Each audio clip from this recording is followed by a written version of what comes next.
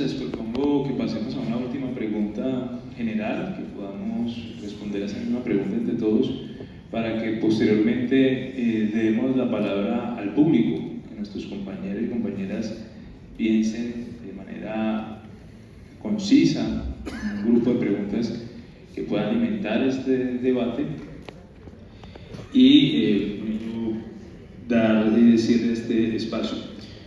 Y la pregunta es, bueno, yo anticipo, nosotros aspiramos contar con la señora Claudia Forero en este espacio. Como ustedes se dieron cuenta, esta mañana no pudo participar porque está además en proceso de negociación con nosotros a la par. Pero para nosotros es muy importante que todo esto que estamos hablando aquí, de distintas miradas, de preocupación, de miradas de aplicabilidad con un enfoque ético y demás, y desde una mirada también marxista, que hay una larga tradición que es muy vigente hoy, vitalista todavía. Desde esas miradas tratemos de aterrizar eso en lo posible, desde sus campos, a modo de recomendación, si se quiere, de sugerencia. Ya hemos podido conversar en algunos espacios un poco de cuál es nuestra diferencia como entidad. El SENA no es una entidad de la educación superior, que aunque se ha aplicado a ella por lineamientos institucionales desde hace ya más de 2 décadas, no lo ha pretendido, o al menos este sindicato ha defendido una postura de que no lo haga, de que nos dediquemos a la formación en ocupaciones y oficios, una educación, una formación para el mundo del trabajo. Pero hoy, cuando vemos esta capacidad de automatización que parece una bola de nieve enorme y nosotros decimos tenemos que resistir, tenemos que saber resistir, pero de todas maneras el enemigo es grande y seguramente habrá que reinventar y ajustarnos a ello, como hemos tratado de hacerlo en momentos anteriores. Creo que era con Germán que hablamos ayer, nos ponía un ejemplo muy interesante, decía, cuando la internet surge, y aquí también se dijo ayer, surge a partir de un proceso del Ministerio de Defensa estadounidense, del proyecto DARPA, y no tenía la pretensión que hoy tiene cuando la internet hoy, por fisuras, dentro de ese marco gigante, por fisuras que la inteligencia popular, si se quiere poner ahí el término, ha dicho, bueno, con la internet podemos hacer esto o aquello. ¿Podría la inteligencia artificial y las nuevas tecnologías disruptivas que se acercan brindarnos a nosotros en la escena una mirada que nos permita adaptarnos, no adaptarse de una forma entrevista, por supuesto, pero adaptarnos a ese nuevo escenario donde los trabajadores y las trabajadoras sean quienes tengan la batuta de ese proceso? ¿Cómo lo ven? ¿Cómo creen que pueda ser ello? Debemos acercarnos a la educación superior, debemos poner tecnología aplicada en función de la formación. Y termino la pregunta con un ejemplo que también nos sugirió ayer Germán, y es, podemos, por ejemplo, decir que tenemos aprendices que estén en función de crear con la inteligencia artificial software que le permita a economías populares y solidarias tener sus propios procesos productivos. Y nos decía, por ejemplo, los taxistas usan una plataforma que es Uber o Didi o todas estas que hay, y entonces la plataforma se queda con una ingente cantidad de esos recursos que pagan los usuarios y además que también pagan el trabajo precarizado. Podríamos pensar desde el SENA aprendices que estén en función de ello, con su conocimiento más acercado a la tecnología aplicada. ¿Cómo lo ven ustedes? Desde la Universidad Nacional y con la presentación, si bien era muy sencilla, le cuento que esto lleva muchos años haciendo una tarea muy juiciosa, ¿no? de esas diapositivas que presentamos, que al parecer son muy simples, pero allá no hablamos de adaptación, sino de adopción, y una adopción de forma responsable, regulada, controlada, crítica, reflexiva, que debe tener en cuenta absolutamente todos los riesgos que implica la adopción de una tecnología desde el más alto nivel, porque lo que vemos es que hemos adoptado esa tecnología como hemos podido, como buenos colombianos, llega y suelta, y la adopto sin hacer un análisis reflexivo crítico de qué cómo, dónde, cuándo y para qué la voy a adoptar.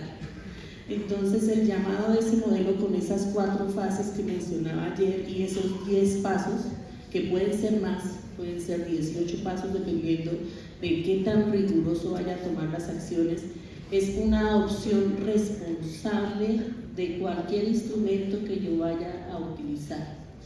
Pero si veo yo en el SENA, que he visto también en la Universidad Nacional, es que quienes construyeron esa base del SENA lo hicieron bajo unos principios muy sólidos. Y el principio fundamental tanto del SENA como de la Universidad Nacional es ese bien común. ¿Sí? Hablamos de democratización, que era la pregunta que hacías antes. Ese concepto de democratización del conocimiento, democratización de las tecnologías disruptivas, habla es de que eso que llegue para el bien de todas y cada una de las personas y no de unos pocos. ¿Qué vi yo en la inteligencia artificial? Nosotros teníamos 4 o 5 ingenieros en la universidad expertos en el tema de inteligencia artificial, ahorita tenemos 18 hablando de inteligencia artificial y hasta ayer tenía yo 25 en la base de datos de aquellos que quieren participar en la construcción colectiva de esa adopción. Y después empecé a indagar y entonces ya no eran 40 profesores, eran los grupos de investigación completos que quieren abordar el tema de forma responsable. Esa apertura del conocimiento sí veo yo que la dio este tipo de herramienta, que también lo hizo con el Internet, nos abre las puertas a tener una gran cantidad de conocimiento, pero lo que nosotros hacemos como docentes es mirar cómo esto, de la mejor manera pedagógica, didáctica, de contenido disciplinario, su estructura pueda llegar a un ser humano y le pueda ayudar y contribuir a su formación, en el caso de la Universidad Nacional, para la vida, ¿no? Entonces dice, no lo va a formar para el trabajo, lo va a formar para la vida. Usted dice, no formo para el trabajo, ¿sí? Pero la esencia es la misma, es el desarrollo de ese individuo como ser humano, y ahí no es adaptarnos a lo que llegue, es cómo eso que está ahí me sirve y lo puedo apropiar de una mejor manera. Y eso tiene que ser muy juicioso, tiene que ir de la mano de esos procesos que ustedes, yo sé que son súper juiciosos cuando lo hacen porque definen esas competencias, definen esos objetivos, y en ese sentido estas organizaciones, incluida la organización sindical, si lo hace, ¿cómo voy a adoptar la inteligencia artificial para mejorar todos mis procesos del sindicato? Lo hace desde esa concepción misional, desde la visión propia para lo que fue creada la institución. Si se hace así, los resultados van a ser muy organizados, muy metódicos y seguramente van a contribuir de mejor manera. No vamos a garantizar nada, yo les puedo decir con total seguridad, no sé qué va a pasar con esto de la inteligencia artificial en unos años, espero poderlo ver, pero creo que, y estoy feliz de haber visto todo este desarrollo, ¿no? Porque fuimos de los que aprendimos sin nada de tecnología y ahorita tenemos toda la tecnología a disposición. Entre comillas, ¿no? Porque sí podemos decir que no somos de estos grandes constructores de tecnología, no tenemos ese capitalismo avanzado que nos permite una producción. Es un reto que tiene el gobierno y el Ministerio de Tecnologías a nivel nacional, porque decía, creemos masa crítica que de pronto ahí surja o emerjan nuevos modos de producción y permita desarrollar más el país. Eso no se ha dado, estamos hasta ahora tratando de soportar esa base de conectividad. Entonces, pero pensarse más en cómo voy a adoptar de forma responsable estos elementos a la institución. La ética. Sí.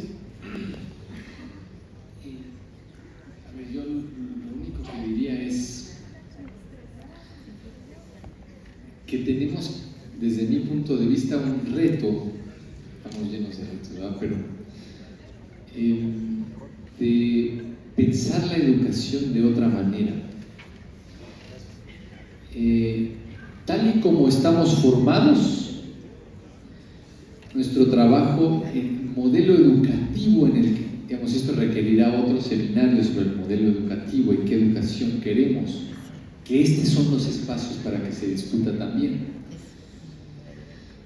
Pero estamos acostumbrados a una educación de depósito de conocimiento, como si el maestro fuera el ilustrado y va a depositar conocimiento en los estudiantes. Una educación que Freire llamó educación bancaria, ¿no? Bueno, yo les digo, si seguimos bajo esa lógica educativa, nuestro trabajo puede ser fácilmente sustituible. Porque los estudiantes van a ChatGPT y ya ChatGPT les dará mucha más cátedra que cualquiera de nosotros. Nuestro trabajo puede ser sustituible. Desde mi punto de vista, en esta idea de cómo pensamos, en cómo somos creativos para pensar nuevos mundos y luchar por ellos, y no solo defendernos, tenemos que pensar en un modelo pedagógico diferente. Y desde mi punto de vista, ese modelo pedagógico tiene que partir de lo que un filósofo francés de apellido Rancière llamó el maestro ignorante. Es la idea de que el conocimiento, el maestro no es el ilustrado, la maestra que va y deposita conocimiento, sino partimos de que el maestro es ignorante y también está pasando por un proceso de permanente aprendizaje. Y la única forma de crear conocimiento nuevo es en una lógica dialógica, en el diálogo colectivo con los estudiantes. Yo no te voy a enseñar qué hacer, y ahora tú escúchame y aprende. Vamos a aprender de forma colectiva. Y eso no es sustituible por algoritmos. Eso no lo sustituye nada. Es más, eso tiene el potencial de crear escenarios futuros nuevos, porque es la creación de posibilidades y escenarios y mundos nuevos desde una imaginación colectiva. Si nosotros promovemos una educación dialógica, liberadora, como decía Paulo Freire, entonces la adopción de tecnologías sirve como tecnologías constructivas y no destructivas. Si seguimos pensando en un modelo unilateral, vertical de educación, nos van a sustituir nuestro trabajo, punto, y se va a automatizar. Y los estudiantes, como ya ocurre, dejarán de hacernos caso, con mucha razón, y le empezarán a consultar a ChatGPT, que tiene mucha más información para responderle sus preguntas de lo que nosotros tenemos. Pero si pensamos en la creación de conocimiento desde un diálogo, como desde una postura del maestro ignorante, entonces la potencia que tiene la educación será mucho más mayúsculo, y alcanzará posibilidades. Y creo, y con esto cierro, este espacio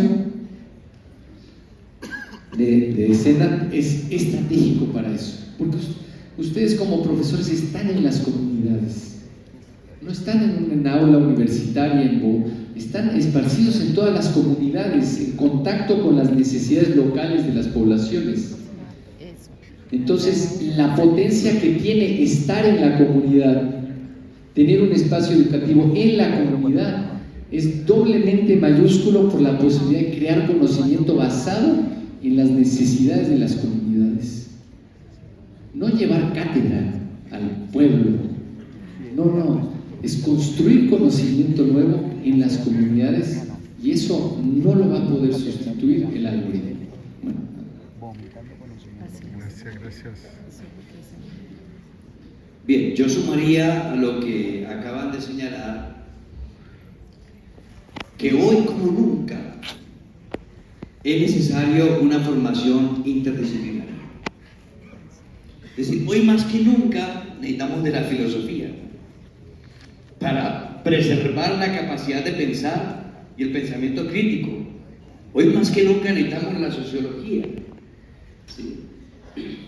Y ustedes lo han hecho. Recuerdo una negociación que hicimos hace alrededor de unos 8 años, 10 años, donde logramos que los aprendices tuvieran dentro de su parrilla de formación la posibilidad de ser capacitados en derechos laborales.